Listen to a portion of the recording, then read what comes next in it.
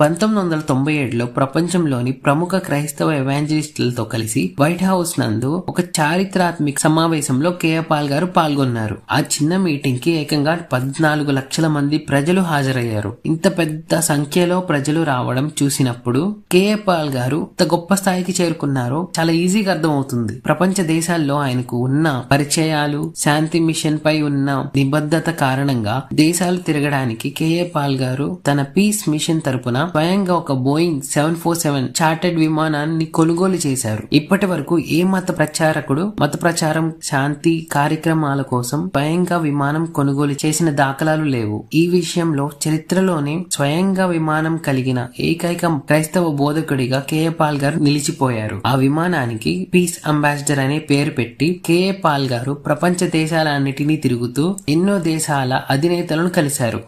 Short వీడియోలో ఇంతకన్నా ఎక్కువ చెప్పలేము. పూర్తి వీడియో చూడాలనుకుంటే మన ఛానల్లో అప్లోడ్ అయ్యి ఉంది అండ్ దాని లింక్ డిస్క్రిప్షన్లో ఉంది.